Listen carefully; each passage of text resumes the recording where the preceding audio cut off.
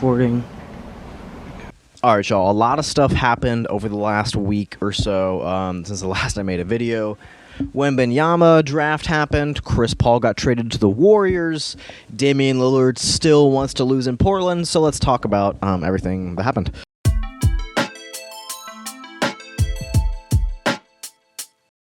So I want to start with Victor Wenbemjams. I want to start with one of the most hyped up prospects since LeBron James. The guy's an all-time prospect, and it would be stupid to say anything otherwise. If he was 6'7" and had the offensive skill that he has right now, he would be still a top prospect in the draft. And he just happens to be listed at 7'5" at the draft. So good for Wenbemjams. I just fear that we have put him at this level of hype, to where if he is not as good as Anthony Davis, he's a disappointment. He's a bust. He didn't live up to the hype or whatnot. If he's not one of the greatest players of all time, and if he's not in the contention for GOAT talk, then he is a disappointment. I feel like we have a huge misconception on what actual rookies do in the NBA. I feel like a lot of people are showing their NBA youth right now, because there's some guys thinking that Wenbemjams is going to come in the league next year and average like 25 a game and be the best defensive player in the league and all this. Look, I think Wenbemjams, the only thing that can translate within his rookie year is his weak side shot blocking. I think that can be at an elite level from the moment he walks into the league. There's honestly no reason it can't be, besides like reaction timing and just getting used to the league and all that. He's a guy that could literally average the most blocks his rookie year in the league. He really could. I feel like there's a good chance he does, which is kind of incredible. And that's what makes him such an elite prospect. But for the example of, or for the instance of what his rookie season is going to look like, it should be no more than any other all-time great. 19 to 21 points a game. He'll get the boards. He'll maybe 8 rebounds a game, 9 rebounds a game, probably. And he might have a lot of blocks a game, But that's still an incredible rookie season. Like, one of the greatest rookie seasons of all time. LeBron, his rookie year, didn't average more than like 21 a game. Luka didn't average more than 21 a game. AD, Tim Duncan, David Robinson. I'm just naming dudes. Like, nobody did that, all right? Like, no rookie comes into the league and is just their elite talent instantly. It's usually almost any example in NBA history, if you're going to be an all-time guy, it happens in the second year. It goes from almost always 20 to about 27. So we'll see. We'll see if Victor can be one of those guys that instantly goes from 20 points to 27 points like that. I think his sophomore year is where we can start kind of judging him, but I think it's an unfair expectation.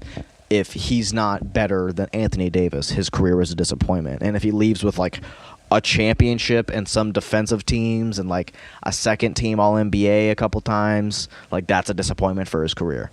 And that's really sad. That's really sad that we're putting that on somebody who is 2 years younger than me. Oh my God.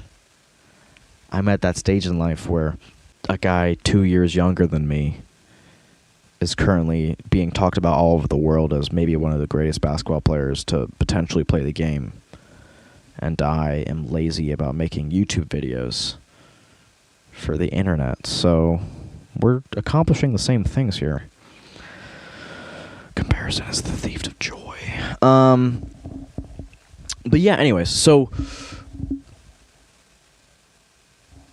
I'm really excited for Wenbemjams. He got drafted to the literal perfect team he could have possibly been drafted to, I believe. I mean, it's just a team that, not only have they really never been that bad, but the 2 times they ever were that bad to get the number 1 pick, they got, one all-time center forward prospect and another all-time center forward prospect, and they're about to get the exact same position for the third time in a row with the number 1 pick. I just feel like that works. The Spurs just know how to develop big guys. They know how to develop those all-time talents that are also like humble. He fits in the system perfectly. He fits with the way Tony and Manu and Tim Duncan and Greg Popovich and all those guys talk about the Spurs and what the Spurs resemble to me. Victor fits into that. So he couldn't have gone to a better home, I believe, especially considering, the lottery.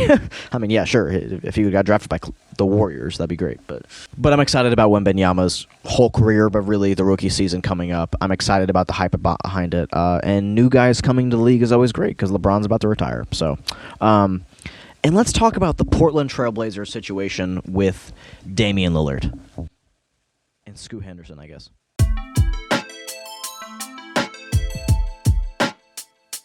This is where I'm at with the Damian Lillard trade. If you believe that you can't actually win a championship in the next 2 to 3 years, let's be honest. Let's say that the meeting that they had the other day, let's just pretend that Damian Lillard walked in there and was like, I'm not getting traded. I want to win a championship here. And Portland was like, all right, we're going to do everything in our power to do it. Trade Scoot Henderson. Trade maybe Simons for some veterans. Sign some guys as free agency. Okay.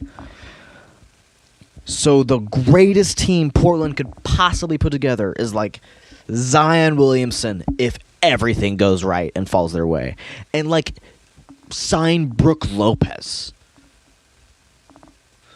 Do you think that team is even sniffing a title?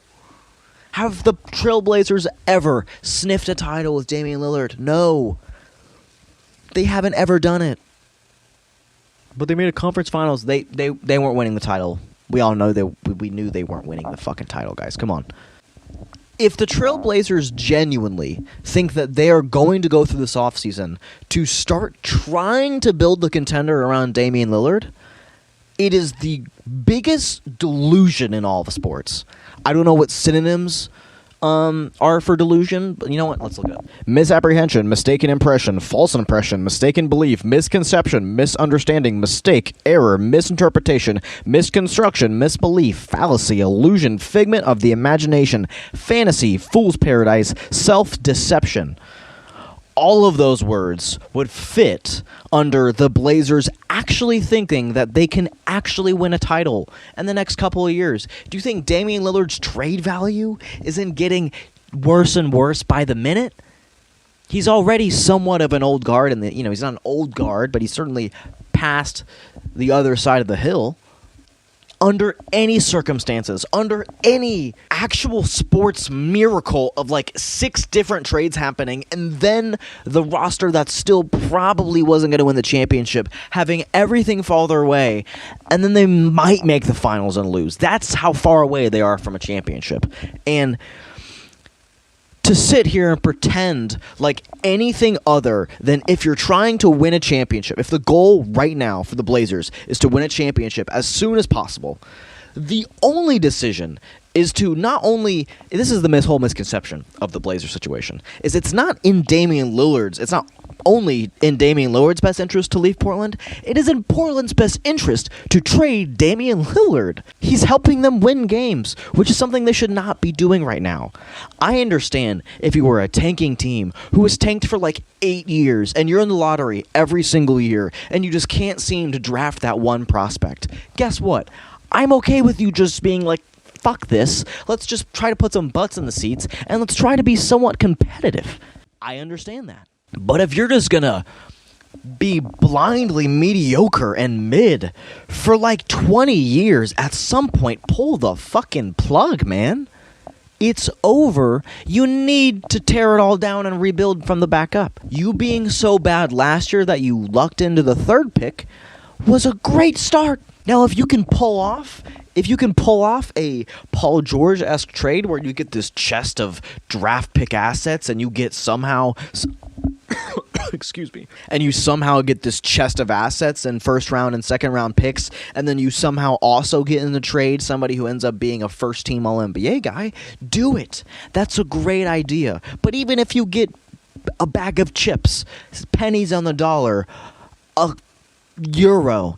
If whatever you get back in return for Damian Lillard, it really doesn't matter. The idea of trading Damian Lillard is to get off the money and to get off the goodness of how good he is and be bad. So yes, it is of course in Damian Lillard's best interest to leave. It's been in Damian Lillard's best interest to leave for like 6 years now, really. But I understand why he stayed, and he's trying to be loyal, but at some point, you're a losing player if you have no interest whatsoever to be winning games. And I know Damian Lillard isn't a losing player, and I know he's not stupid, and I know he knows that this team isn't going anywhere. And that's why this whole thing is so frustrating. It's a staring contest of two people that know exactly what they're about to do, but they just don't want to admit it. And it's horrible.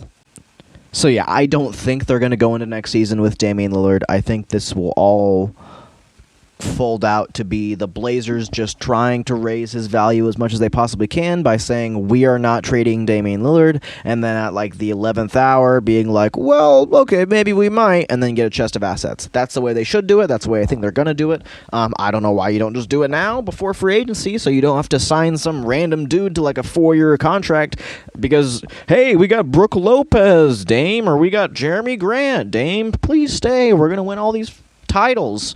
And then Damian Lillard inevitably just asks for a trade next offseason, or maybe the next trade deadline, or the next offseason, or the next trade deadline.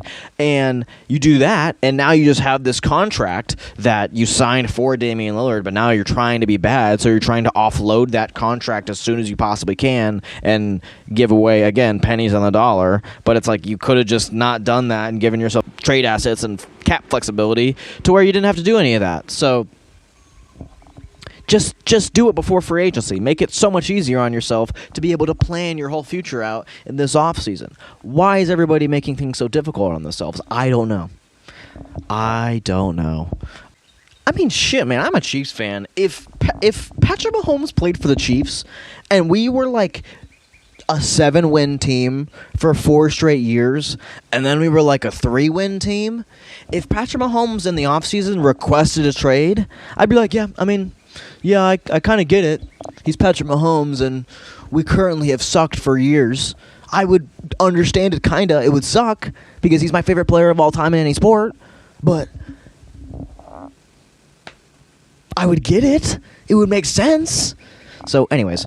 Okay, also, I know another small storyline that interests me was Cam Whitmore just falling to 20, a free fall to 20, and got picked up by the greatest culture in the NBA, the Houston Rockets. But maybe Ime can fix that. We'll see.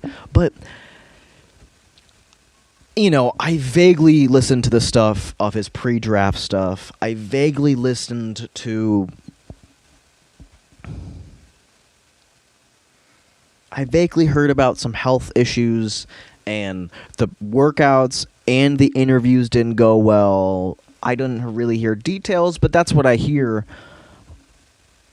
Man, I would like to hear how bad were those interviews, man? Does anybody have this on tape? Those interviews must have been horrible. Oh my God, he must have came in there and was like, fuck you.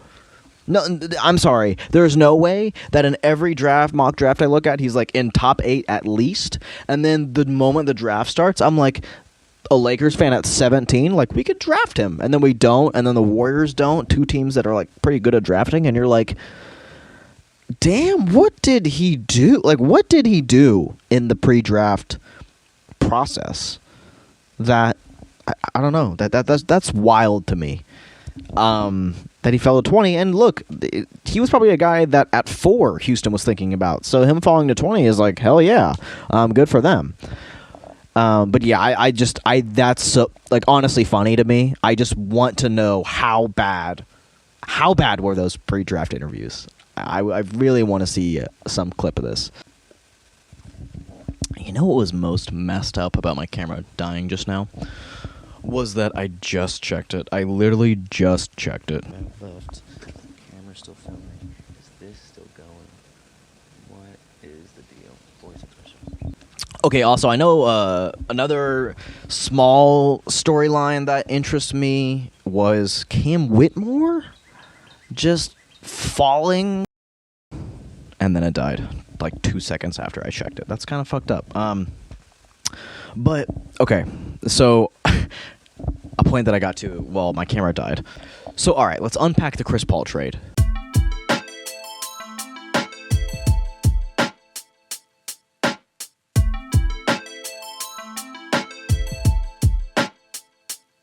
I get it from a couple standpoints, and I have a couple concerns. So let's talk about those. So firstly, I want to talk about the positive things that I see in this trade. I see a new GM coming in, seeing a guy that, one, the coach didn't like. It's obvious. It's obvious Steve Kerr didn't like him. In every single post-game press conference, he talks about everything that the Warriors did wrong, and it was all things that Jordan Poole does.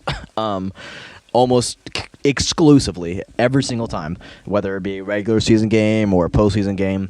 That's all it ever was in the post-game press conference for Steve Kerr. And obviously, Steph Curry literally got ejected for throwing his mouthpiece because of an ill-advised shot from Jordan Poole. That literally happened. Draymond Green literally punched him, and the video literally got out. Like, as much as we can say all these things kind of don't matter, all of these things happened. And all of these things genuinely affect real-life human relationships. And when an already severed human relationship now is kind of costing your team by winning its 5th championship in this dynasty run because his contract was poorly given by the last GM, yeah, the new GM's going to say, nah, let's get rid of that. Let's give ourselves an ability to be able to sign somebody either next offseason or the season after that and kind of still be able to somewhat improve your offense this next season. Now, currently constituted, if they move in with basically the same core, don't change much around some minor role players here and there in free agency from some minimum guys, no, they're not winning the championship next year. Do I think they can have a productive offense? Do I think the fit between Chris Paul and Steph Curry and the Warriors offense might be a little overrated? Yeah, I do. Chris Paul does not fit what Steve Kerr and the Warriors have run whatsoever over the 7 years or so that they've been together, right? Like, yeah, it's been like they've been together for like a decade. Damn. But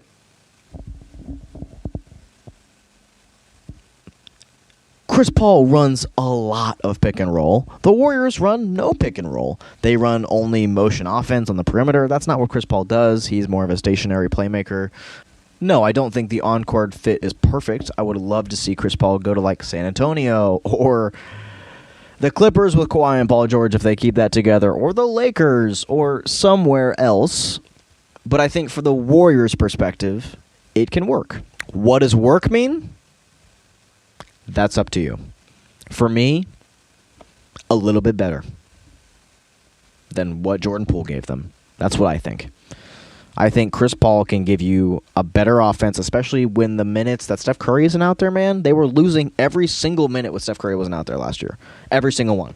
By 1,000 points. Plus minus 1,000 points. Without Steph Curry. Per minute. So if you can cut that in half, if Chris Paul can come in and run an offense, which we all know Chris Paul can do, if he can come in and run the Warriors' bench offense, he can start, but he can stay on the court for the bench. And he doesn't have to finish games. Have him run the minutes without Steph Curry, cut it in half. Cut the lack of production in half. Or increase it by half, whatever you want to say there. And you know what? A guy like Anthony Davis is potentially available next offseason. And a guy like Jason Tatum and Giannis Antetokounmpo are available in 2 off seasons. So the Warriors being this off-season destination is also not something foreign to us. Andre Iguodala, Kevin Durant, 2 pretty big name obviously there's a difference in those 2 names, but those are one pretty big name forward and another all-time great signing with them in the midst of Steve Kerr and Kevin Durant. So there's no reason the Warriors haven't been able to show you that they can't sign somebody in the next couple of off seasons. And I don't think there's any reason, if you have Steph Curry still in his prime, not to be thinking, absolutely the biggest when it comes to this roster, because Klay Thompson and Draymond Green and a couple of solid role players are not getting it done anymore. And I still don't think that a Klay Thompson trade is off the table. I think with the new GM, almost anything's on the table. I think that's a big reason why Bob Myers left, is because he had emotional attachment to building up this championship dynasty, and he didn't want to be the one to slash it from the bottom of the hill. But Mike Dunleavy clearly doesn't care as much. And Mike Dunleavy's goal is to win more championships with Steph Curry. And Jordan Poole getting off that contract, that was the first step. So yeah, if they don't sign anybody in the next couple off seasons, yeah, people might look at this trade with some revisionist history or just actual realistic opinion and be like, hey, you could have kept Jordan Poole. If Jordan Poole develops, becomes this 27 point per game guy, everyone's going to be like, holy shit, this was similar to like James Harden trade and all this. Like, I think a lot of this trade depends on what you think of Jordan Poole, but I know what the Warriors thought of Jordan Poole, and it wasn't very highly. That is all I know. I will say, from the Chris Paul perspective, God, if they win a ring, is this not like the worst Chris Paul ring in any multiverse? Is this not like the worst? With Steph Curry and the team that kept him away from many titles and the bane of his existence with the Clippers, the Rockets, or really any team that he's come across. Yeah, not great, I would say, for Chris Paul. But that's how the NBA goes. And when you get old, yeah, you're kind of at the mercy of the teams around you. So that is what I have to say about a couple of those situations with the draft and Chris Paul and all that. Figured I would come outside. It's a nice day. Record a little vid. Not COVID, just a video. But yeah, I don't know what to say at the end of my videos.